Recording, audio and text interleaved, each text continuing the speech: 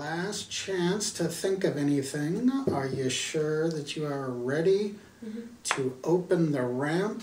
And also, I want to take my wooden knife.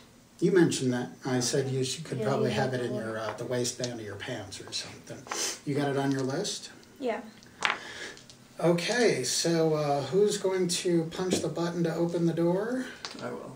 And you're doing it now? Yep. All right. There goes. I'll use the remote to close it once we're out. That makes sense. The ramp is only open a few feet when several sensations punch you in the face all at once. The heat, the thick air, the smell. The heat is intense and humid. You immediately feel it on your arms and the back of your neck. And that feeling is made even stickier and heavier by how thick the air is. Humidity and smoke and just yucky, grimy. And the smells burn like the heat, smoke, decay, and sharp stinging smells you can't identify, but they irritate your eyes and sinuses like ammonia or vinegar. And the ramp is now fully lowered. Let's see here. Now, I just want to warn you guys, we got 10 minutes left. I got a couple of scenes to get through, and then we're gonna go off on this game, okay? As you step out, the sky is smoggy and orange. The landscape is jagged, blackened, rotted. The ruins seen from above didn't prepare you for just how gigantic the rubble piles are when seen at eye level. Enormous hills, some as high as a 6-story building, some even taller, and well over 100 meters in diameter. From above, you also didn't anticipate just how much trash and junk is strewn everywhere.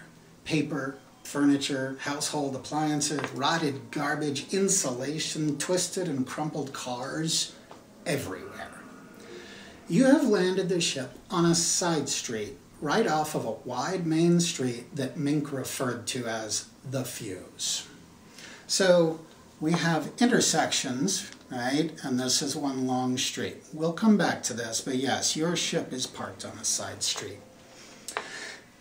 And Mink refers to this long road as the Fuse. It's a straight path that goes all the way to Smuggler's Notch proper, the actual town at the center. Mink begins down the street, beckons you all and says, just stay close to me. This place ain't as bad as it used to be, but it's still full of surprises if you're not paying attention. So, I see that everybody has already claimed their orange die. Everybody give them a roll.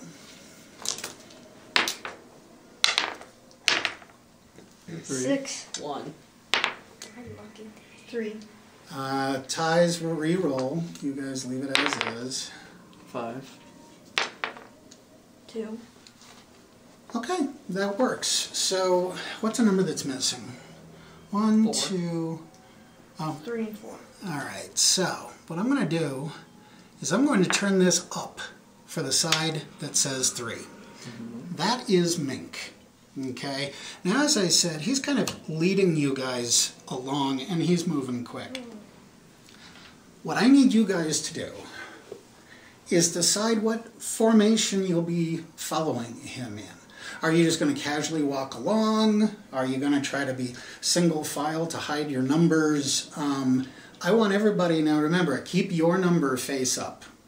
Baronix is 6. So everybody always keep that die facing up, and it's going to be you on the board. So where would you be in relation to Mink? Well, I'm fine with this. Yeah, I'm fine with it too. Okay. So, as you follow Mink along the first block, it all feels so surreal. The bizarre lighting probably has a lot to do with it. The orange sky making everything look like a shadowy sepia horror movie, all browns and blacks. As you progress the first few blocks away from the large rubble hills you landed near, you see there are still many buildings standing, even a few very tall ones, over 10 floors even. Once you've made it down the road a ways, or no, I'm sorry, looking down the row away, looking down the road a ways, you see there's even an entire block that has a whole row of buildings along both sides of the street. Some appear to be at least 4 feet tall. I'm sorry, 4 floors tall. After another few blocks, you come across large sections of wall that have fallen from the tall buildings above. You can't help but look up suspiciously as you walk in the shadow of the increasingly decrepit structures. And of course, every window in every building you pass is shattered, even several floors up. There's graffiti on most of not only the walls of buildings, but also pretty much anywhere paint could be applied. The predictable obscenities, bizarre unilateral threats, declarations of dominance and supremacy, all in a variety of languages, representing, no doubt, the many diverse worlds whose starfaring fiends have walked these scorched grounds. At this point, you have walked 7 or 8 blocks, and still no sign of trouble, so you're thinking maybe Mink overstated the risk. Now, this block that you've just entered has some mostly intact buildings. We need not be specific as to which ones, but most of them are there. So, the sudden nearby gunshot sound echoes around and makes it difficult to locate. The voice that calls out to you is likewise difficult to locate, but it shouts, "Just stop right there." Now, Mink quietly turns to you behind him and says, "We're surrounded. Who knows how many, and they could be anywhere." You look around and there's windows, holes in the walls, doorways, and the rooftops themselves. The voice shouts out, "Drop all of your stuff and walk away." Mink says to you, "Okay guys, get ready. I'm gonna fly away. Hopefully they'll shoot at me. You guys dive for cover, and we'll take these guys out." Mink points his fist straight up in the air, and sure enough, he flies away, shooting straight up like a rocket.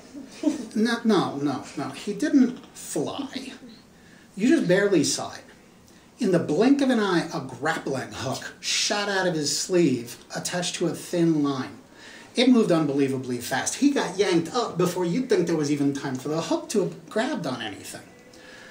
The net effect, though, is that, he flew away and he disappeared up onto the rooftop of, we'll say, like 2 there, 1 or 2, somewhere there. He just shot up and disappeared. So should we move him over here? Oh, sure, why not? Good idea. And yes, just like he thought, they all open fire on him. Oh dear. And so there is now a volley of gunfire as that little dude just flies into the sky. An eruption of gunfire, every shot echoing multiple times between the buildings. You have no idea where it's coming from. You have no idea where the shooters are, just that there are more than one of them, and so far as you can tell, they're all along the street. Now, you guys are going to do as he said and dive for cover, I assume, because there's all these bullets flying around. So here's how cover works. First of all, there is an open doorway on building number 4. Okay. Everybody got that? Mm-hmm. There's an open doorway there. You could go diving for it. There are stripped remains of a car at C2-ish. Building 2. Yeah, and if we do that, it's going to roll around. Here, you want to make it more realistic, you can put 2 of them side by side. Okay, so there's the stripped remains of a car. There is a large pile of debris at G8, and there's 8 over there, somebody. One to the left, G8. Oh. And there is a large appliance. It's like a big freezer or something at F11, and I have plus marked, so right about there. And you know what? I'll be nice. I will give you one more. We will say that there is a giant 1,000 times scale replica of a chess pawn right there. Okay? Like a huge statue of a chess pawn. You know what? We'll put it right there. Okay, so there's all this stuff. Now, as I said, the only one that's going to be harder to remember is the open doorway at building 4. Should we put Okay. something there? Huh? Should we put something? Okay. Sure, that'll work. All right, now what I'm going to do, for the sake of sanity, is stop the gunshots. But yes, there are gunshots flying everywhere as you go. I'll go looking for cover. Now here's how cover is going to work. You are going to move your die to some side of that pond there. You don't know where the bullets are coming from, so you don't know exactly where to take cover at. I'll say you have a range of 3 squares, okay? Range of 3.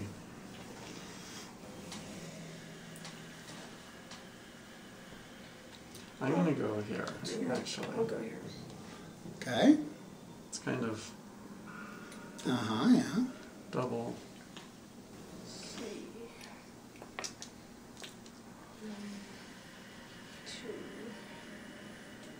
You can stay there. Yeah. We can help each other out. And I'm gonna go up here. 1, 2, 3. Okay. Okay, so we will say that a moment after you dove, that all of you dove for cover, the gunfire stopped, okay? And for that matter,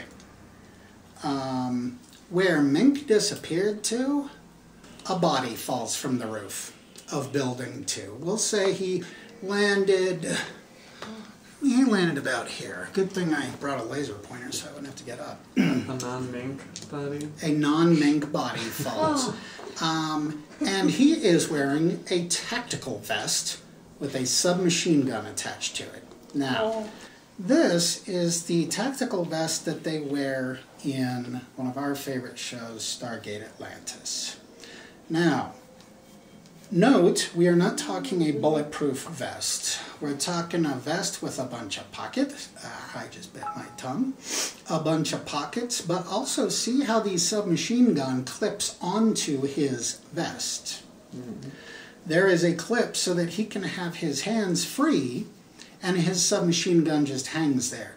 Now, when they do it on the show, they use it while it's attached to him. Look over here a sec, Bosk. It's clipped to them and they swing it up and they use it and then can let go and it just drops back down like that. Now, none of your guns have those clips, but the submachine gun that's clipped onto it obviously has the clip. Okay, so this guy is wearing a tactical vest with a submachine gun attached to it.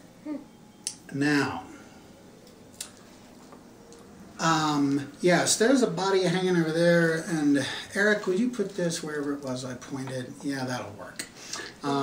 Yeah, I guess you could tip him over as long as he doesn't roll away. But yes, there is a fallen soldier, a fallen dude, okay? As big as the car. Yeah, I know. What are you going to do? And by the way, I should have written this earlier in my notes. It was actually building 1 that Mink disappeared up onto and that the body fell from. So you're, yeah. Okay, the shooting has stopped momentarily. That guy falls. Everybody kind of gasps. What do you want to do now? I will give you a first turn before anybody does anything.